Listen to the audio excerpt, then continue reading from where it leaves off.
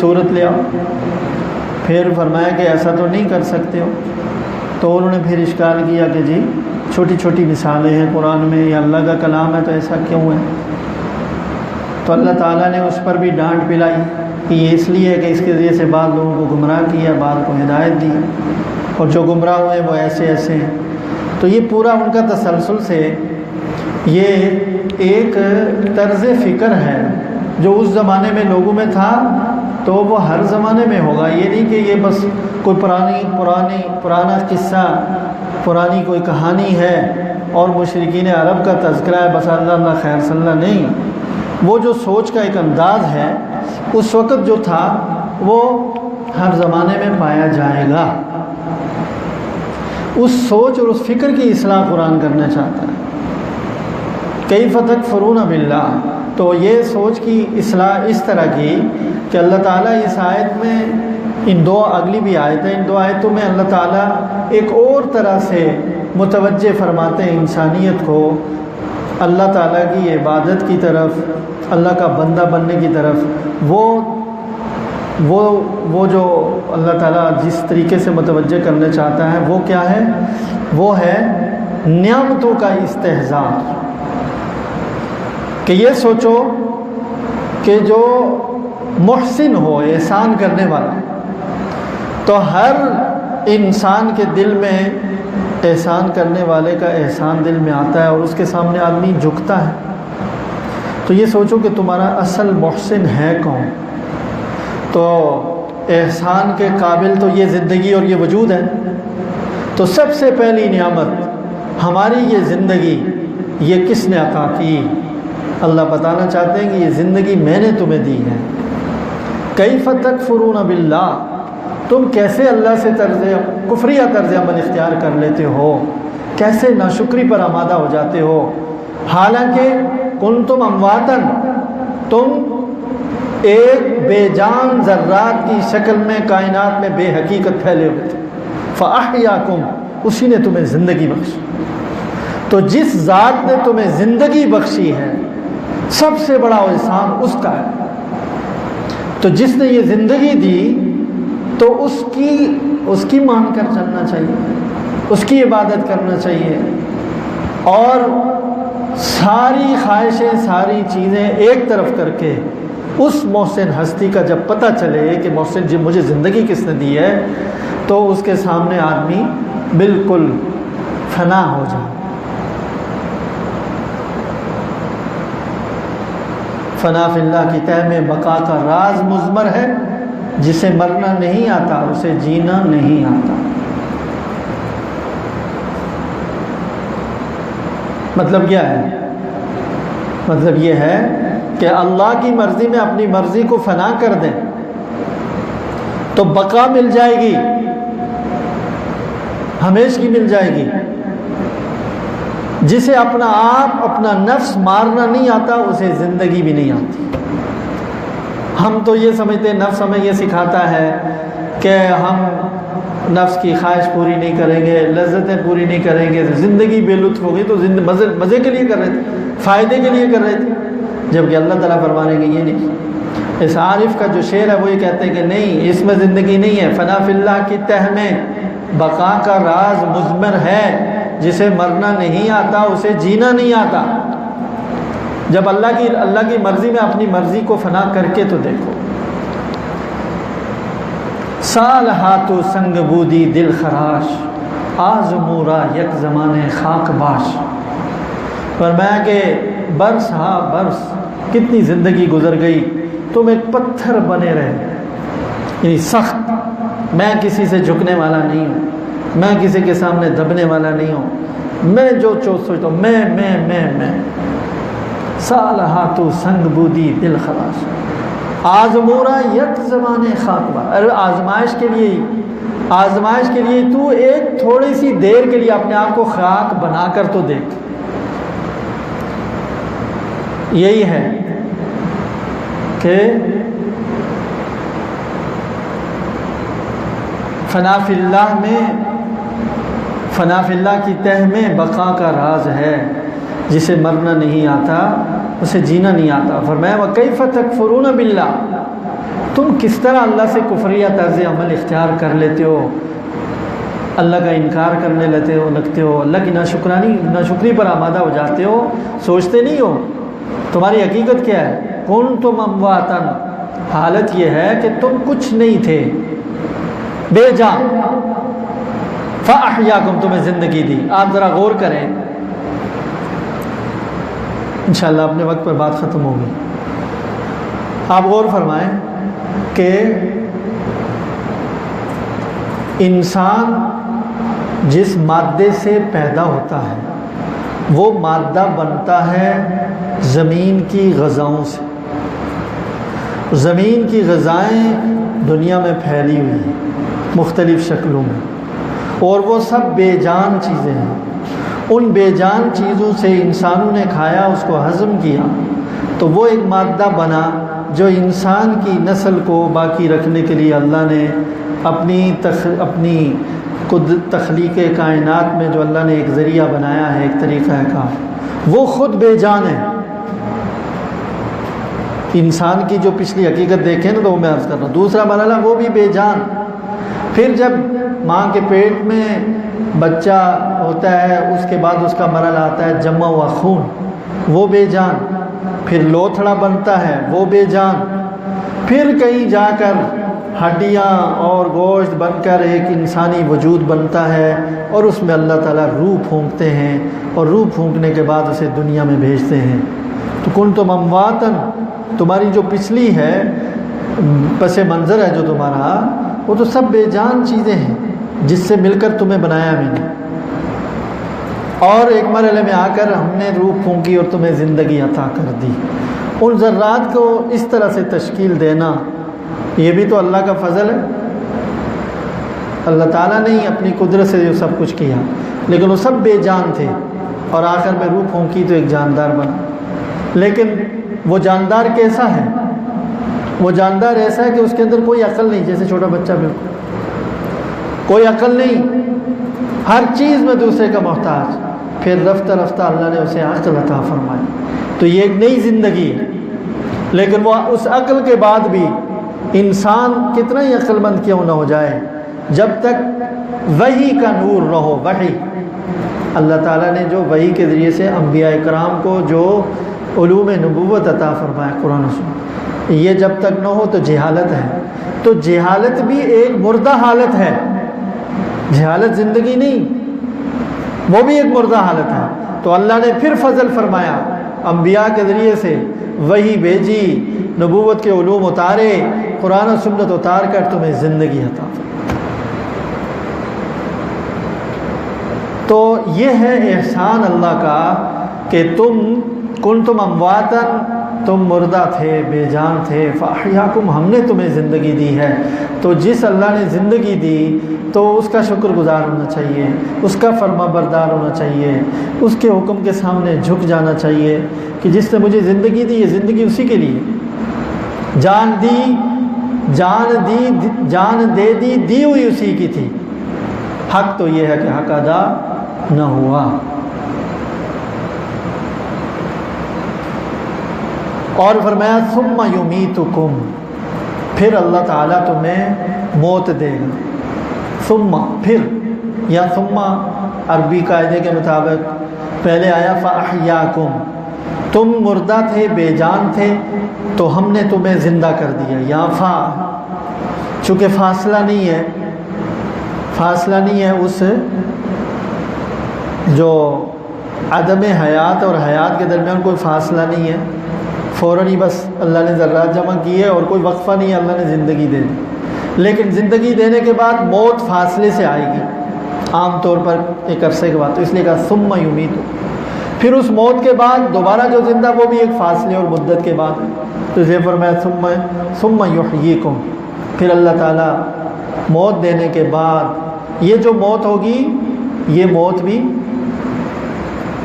فنا نہیں ہے، ختم ہو جانے والا قصہ نہیں ہے، یہ موت ایک جگہ سے دوسری جگہ منتقلی ہے۔ موت کا معنی یہ نہیں ہے کہ مر کے ختم ہو گئے، نہیں، ختم نہیں ہوتا، ایک جگہ سے دوسری جگہ، ایک وطن سے دوسرے وطن میں منتقلی ہوئی، ایک جہان سے دوسرے جہان میں منتقلی ہے، اسی لیے اس کو بھی نعمت کے طور پر ذکر فرمایا، نعمت کے طور پر۔ جیسے زندگی نعمت ہے، اسی طرح اللہ تعالیٰ نے فرمایا موت بھی نعمت ہے، تو میں موت بھی ایک نعمت ہے کہ الموت جسر یوصل الحبیب الی الحبیب، موت تو ایک ایسا پل ہے جو دوست کو دوست سے ملاتی ہے۔ ہمیں وحشت ہے موت سے، ایک تو طبعی وحشت ہے، وہ تو خیر ہر انسان میں ہوتی ہے، وہ کوئی کمال کے منافی نہیں ہے، لیکن اتنی زیادہ وحشت کہ ہم سوچ بھی نہ سکیں، وہ اس وجہ سے ہے کہ وہاں کے لیے ہم تیاری نہیں کر رہے صحیح معنی میں۔ ایک آدمی دنیا میں اپنے اصلی وطن کے علاوہ دوسری کسی جگہ پر ملازمت کرتا ہے اگر، اور وہ وہاں سے جو کچھ اس کا بچت ہوتی ہے وہ تھوڑا تھوڑا کر کے بھیجتا ہے اپنے وطن میں، وہاں سے کہتے ہیں مکان بنا لو، یہ دکان خرید لو، فلاں جگہ جائیداد لے لو، فلاں کام کر لو، فلاں جگہ باغ لگا دو، فلاں اس طرح۔ تو ایسا شخص جو وہاں بڑی مجاہد مشقت تکلیف سے دن رات ڈیوٹی کرتا ہے، کام کاج کرتا ہے، مشقتیں اٹھاتا ہے بڑی خوشی سے، اور وہ ساری کمائی جو ہے، ساری آمدن وہ اپنے وطن میں منتقل کرتا ہے، تو دن رات اس ساری محنت میں اس کو ایک بڑی خوشی اور بڑی لذت ہوتی ہے۔ کوئی دیکھے اگر کہے کہ بڑا بیوقوف آدمی ہے جی، اتنا کماتا ہے کچھ کھاتا ہی نہیں، کوئی لذت نہیں اٹھاتا، کوئی عیاشی نہیں کرتا ہماری طرح، لیکن وہ سمجھتا ہے کہ یہ بے وقوف ہے، اور جو بھی عقل مند ہے وہ کہیں گے یہ عقل مند ہے، اور جو اس کی مذاق اڑا رہے ہیں وہ بے وقوف ہے۔ بھائی یہ تو اپنے وطن میں سب کچھ جمع کر رہا ہے۔ تو ایسے شخص سے جب پوچھا جائے کہ وطن کب جاؤ گے، تو وہ کس خوشی سے تیاری کرے گا کہ ہاں بس کب وقت آئے گا کہ میں جاؤں، اس لیے کہ اس نے اپنے وطن میں سرمایہ جمع کر لیا ہے، انویسٹمنٹ کی ہوئی ہے، اس کو انتظار ہے کہ میں جاؤں اور اپنی بھیجی ہوئی محنت کو، تو اپنے بھیجی ہوئی چیزوں سے جا کر کے استفادہ کروں، ان سے فائدہ اٹھاؤں، ان کو آنکھوں سے دیکھوں، وہاں میں نے بہت کچھ وہاں سے ہو کر تو میں نے گویا کہ باغ اور بہار کا سامان کیا ہوا ہے، کوئی ویرانہ اور جنگل نہیں ہے میرا گھر، میں نے یہاں سے محنت کر کے بہت کچھ کما کر کے بھیجا ہوا ہے۔ بالکل اسی طرح آخرت کی مثال ہے، یہ دنیا کا وطن تو بہت تھوڑی دیر کے لیے ہوگا، پتہ نہیں 20 سال 25 سال 30 سال بے وطنی کی زندگی، مشقت کی زندگی گزارنے کے بعد پھر اگر اس کو اپنے وطن میں آنا نصیب بھی ہوگا یا نہیں، اور اگر نصیب ہوا تو معلوم نہیں کتنے دن کی زندگی ہوگی، اور یہ سب کچھ چھوڑ کر چلا جائے گا، لیکن اس کے باوجود وہ خوش ہوتا ہے اور کام کرتا ہے۔ لیکن آخرت کی زندگی تو ہمیشہ کی زندگی ہے، جب ہم یہاں سے وہاں کے لیے کمائی کریں گے، جو اللہ کے رسول صلی اللہ علیہ وسلم نے ذہنیت بنائی۔ میرے بھائیوں، رسول اللہ صلی اللہ علیہ وسلم نے جو ذہن بنایا، جو عقیدہ بنایا، جو انسانیت کو سوچنے کا رخ دیا، وہ یہی دیا جو کچھ کرو آخرت کے لیے کرو۔ صحابہ نے عین مارکے کے وقت، جنگ ہے گھمسان کی لگی ہوئی، صحابی رسول پوچھتے ہیں میں اگر اس مارکے میں، اس گھمسان میں گھس جاؤں اللہ کے رسول، اور مارا جاؤں تو مجھے کیا ملے گا؟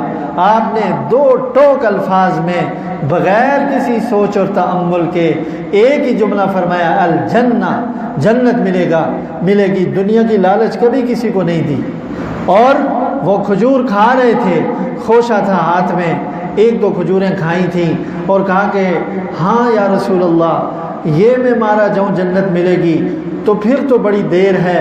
کھجور کا شوشہ پھینکا، اور اللہ کے دشمنوں کے ساتھ اللہ کے رسول کی رضا کے لیے، اللہ کو راضی کرنے کے لیے اپنی جان لگا دی، اور گھس کے جنگ میں، اور لڑتے ہوئے شہید ہو گئے، اور کہا کہ واللہ مجھے احد کے پہاڑ کے پیچھے سے جنت کی خوشبو محسوس ہو رہی ہے۔ یہ رخ دیا رسول اللہ صلی اللہ علیہ وسلم نے انسانیت کو۔ دنیا میں اس میں شک نہیں ہے کہ دین پر عمل کرنے کے نتیجے میں دنیا کی زندگی یقیناً یقیناً یقیناً لطف والی زندگی ہوتی ہے، لیکن یہ مقصود نہیں ہے، مقصود آخرت کی زندگی ہے، اس لیے کہ وہ ہمیشہ کی زندگی ہے۔ تو صحابہ نے وہاں کے لیے جمع کیا، وہاں کے لیے کام کیا، اس لیے وہ موت سے لڑتے تھے، موت ان سے گھبراتی تھی، اور وہ موت سے ایسے محبت کرتے تھے جیسے دنیا والے شراب سے بھی محبت نہیں کرتے ہیں۔ کیوں نہ کرتے محبت؟ اس لیے وہ تو اس انتظار میں تھے کہ کب ہم اس دنیا کے قید خانے سے چھوٹیں اور کب ہم جنت کے مزے لوٹیں، کیا دنیا میں رہ کر ہم کریں گے۔ یہ ہے رسول اللہ صلی اللہ علیہ وسلم کا پیدا کیا ہوا ذہن، یہ ہے وہ رخ سوچ کا، یہ ہے وہ عقیدہ، یہ ہے ہمیشہ کہ اس رخ پر سوچو کہ جو کچھ ہو آخرت کے لیے ہو، دنیا ضرورت کے لیے ہو، دنیا کی ہوس کم ہو، مال کی ہوس کم ہو، اور جائز ناجائز کی فکر کیے بغیر جو دنیا کی ترقی کی دوڑ میں لگے ہوئے ہیں، یہ غلط طرز فکر ہے، یہ غلط طرز عمل ہے۔ میرے بھائیوں، کوئی پتہ نہیں کس لمحے یہیں سب کچھ دھرا کا دھرا رہ جائے اور ناکامی کے ساتھ آدمی قبر کے گڑھے میں جا کر لگے۔ تو اسی لیے فرمایا کہ نہیں، اس کے ساتھ کماتے ہو تو کماؤ، ٹھیک ہے، منع بھی نہیں ہے۔ ہمارا دین فطرت ہے، اس میں بڑی وسعت ہے، اس میں بڑی سہولت ہے کہ دنیا کمانے سے منع نہیں کیا، لیکن رخ یہ دیا کہ دنیا اور آخرت کا جب تعارض آ جائے، تصادم آ جائے، ایک طرف دنیا کا نفع، ایک طرف آخرت کی کامیابی، تو وہاں دنیا کے نفع کو قربان کر دو، اللہ کے حکم کے سامنے خواہش کو قربان کرو، اللہ کے حکم کے سامنے دنیا کے فائدے کو قربان کرو، اللہ کے حکم کے سامنے مال و دولت و منصب کو قربان کرو۔ یہ ہے اصل رخ جس پر رسول اللہ صلی اللہ علیہ وسلم نے انسانیت کو لایا، اور یہ اس رخ پر آدمی جہاں بھی کھڑا ہوگا تو وہ کامیابی کے راستے پر آ گیا ہے۔ یہاں بھی اللہ تعالیٰ کس انداز سے فرماتے ہیں، کیف تکفرون باللہ، کس طرح تم اللہ کے ساتھ کفر کا طرز عمل اختیار کرتے ہو، اور کتنے بے نیاز ہو کر تم آزادانہ زندگی گزارنے کی سوچتے ہو، جس کی چاہے ہم عبادت کریں گے، حالانکہ اللہ، تم مردہ تھے، اللہ نے تمہیں زندہ کیا، پھر وہ اللہ تمہیں موت دے گا، اور پھر تم نے اس کے ساتھ ملنا ہے، اس کے ساتھ پہنچنا ہے، اسی کی طرف لوٹ کر جانا ہے، تو پھر اللہ کی نافرمانی کر کے کہاں جاؤ گے؟ کیسے کامیابی ہوگی؟ تو اس آیت میں یہ توجہ دلائی اللہ تعالیٰ نے کہ یہ جو کفریہ طرز عمل ہے، یہ اس لحاظ سے بھی غلط ہے، اور کسی دلیل کو چھوڑ دو، اس لحاظ سے بھی غلط ہے کہ محسن کشی کرنا یہ ایک عام انسانی فطرت اور سادہ دل جو آدمی ہو، سیدھا کوئی بڑی عقل و دانش کی بات نہیں، وہ بھی سمجھتا ہے کہ یہ غلط طرز عمل۔ تو کم از کم یوں ہی سوچ لو، جس اللہ نے تمہیں زندگی دی، جو اللہ تمہیں موت دے گا، جس اللہ کے ساتھ تم نے پلٹ کر جانا ہے، اس اللہ کو چھوڑ کر اور کس کو خوش کرنے کے لیے تم زندگی گزار رہے ہیں؟ یہ طرز عمل غلط ہے۔ اور اگلی آیت میں فرمایا هو الذی خلق لکم ما فی الارض جمیعا۔ ایک تو احسان یہ تھا کہ اس اللہ نے تمہیں زندگی دی، 4 منٹ ہے میرے پاس، اس اللہ نے تمہیں زندگی کی نعمت عطا فرمائی۔ جس نے زندگی کی نعمت دی تو زندگی کو اسی کی مرضی پر چلانا چاہیے، نہ کہ اس کی مرضی کے خلاف۔ ایک تو یہ بات سب اللہ نے سمجھائی۔ دوسری فرمایا وہی اللہ ہے الذی خلق لکم، جس نے پیدا کیا ہے تمہارے فائدے کے لیے، ما فی الارض، جو کچھ زمین میں ہے، جمیعاً، سب کا سب، یعنی اللہ تعالیٰ نے تمہارے فائدے کے لیے زمین کے اندر جو کچھ ہے سب کا سب تمہارے فائدے کے لیے پیدا کیا۔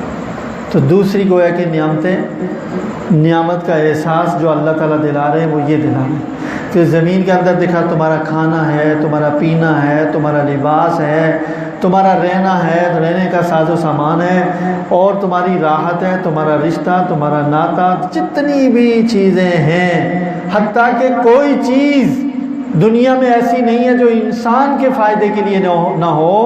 یہاں تک فرمایا ہمارے بزرگوں نے اور علماء نے کہ جو مصیبت ہے دنیا میں، بیماری ہے، پریشانی ہے، مصیبت ہے، زہر ہے، یہ جو چیزیں بظاہر شر کی ہیں، یہ بھی انسان کے نفع کے لیے، جس پر مصیبت ہے اس کے لیے بھی نفع ہوتی ہے بعض اوقات، لیکن اگر اس کے لیے نفع نہ ہو تو دوسروں کے لیے نفع یہ کہ وہ عبرت پکڑیں، یہ بھی ایک نفع، یہ بھی ایک فائدہ ہے۔ اس کائنات میں جو کچھ ہے فرمایا وہ تمہارے فائدے کے لیے میں نے بنایا۔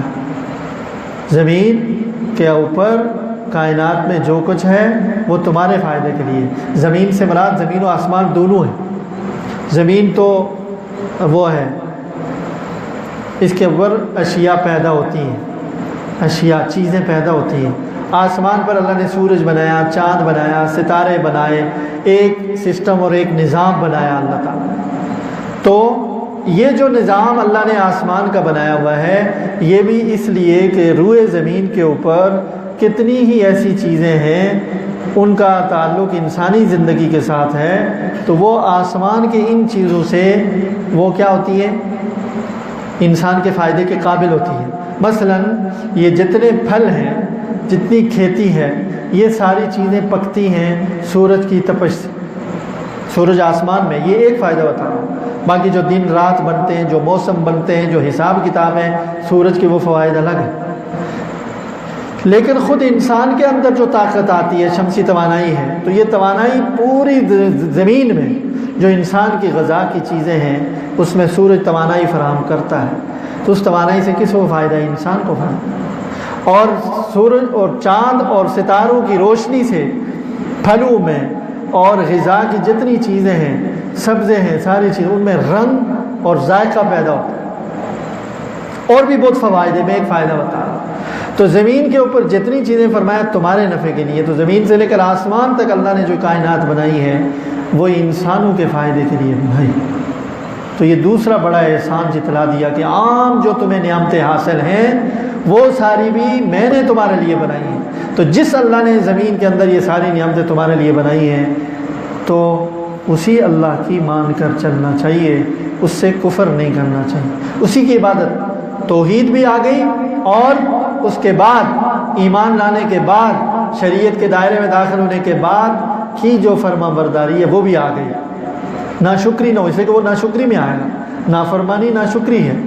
تو شکر گزاری کا تقاضا یہ ہے کہ جس اللہ نے زندگی کی نعمت عطا فرمائی، جس اللہ نے یہ دنیا کی ساری نعمتیں ہمیں عطا فرمائی ہیں، تو اس اللہ کی شکر گزاری کا تقاضا یہ ہے کہ اس اللہ کی مان کر چلیں، اس اللہ کے دین پر چلیں۔ یہ اللہ ہم سے تقاضا کر رہے ہیں کہ قرآن میں اللہ فرمانے کیف تکفرون باللہ وکنتم امواتا فاحیاکم ثم یمیتکم ثم یحییکم ثم الیہ ترجعون۔ اور آگے فرماتے ہیں وہ اللہ ہے جس نے تمہارے لیے زمین کے اندر جو کچھ ہے سب کچھ تمہارے لیے بنایا۔ اللہ اکبر۔ اگلا حصہ آیت کا ہے، 10 منٹ پورے ہو گئے میرے، 30 منٹ، وہ انشاءاللہ تعالیٰ کل عرض کریں گے۔ اللہ تعالیٰ ہمیں اس مجلس میں بیٹھنے کا نفع عطا فرمائے، اللہ تعالیٰ اپنا راستہ ہم پر کھول دے اور اپنے تک پہنچنا ہمارے لیے آسان فرمائے، اور ایسی زندگی اللہ عطا فرمائے کہ اللہ کی فرما برداری والی زندگی ہو۔ اللہ کی فرما برداری میں جا کر کیا ہمیں دنیا کی لذتیں، دنیا کی نعمتیں، دنیا کے فائدے سے محروم ہو جائیں گے؟ یہ کیسے ممکن ہے کہ جب ہم اللہ کی مان کر چلیں تو ساری دنیا اور آخرت کے خزانے، ساری دنیا آخرت کی نعمتیں، ساری دنیا آخرت کی ساری چیزیں اس اللہ کے قبضہ قدرت میں ہیں؟ وہ اللہ ہمیں اتنا بے بس ہے کہ اللہ محروم کر دے گا؟ جب ہم اللہ کے ہو جائیں گے، من کان للہ کان اللہ لہ، جو اللہ کا ہو جاتا ہے اللہ تعالیٰ اس کے ہو جاتے ہیں، اور سب کچھ اس کا ہو جاتا ہے۔ اللہ غیب سے ان لوگوں کو عزت کا سامان پیدا کرتے ہیں، ان کے رزق کا سامان پیدا کرتے ہیں، ان کے لیے عافیت کے سامان پیدا کرتے ہیں جو اللہ کے بن کر اللہ کے راستے میں آتے ہیں۔ اللہ تعالیٰ ہمیں ایسا ہی بنا دے۔ وآخر دعوانا الحمد للہ رب العالمین۔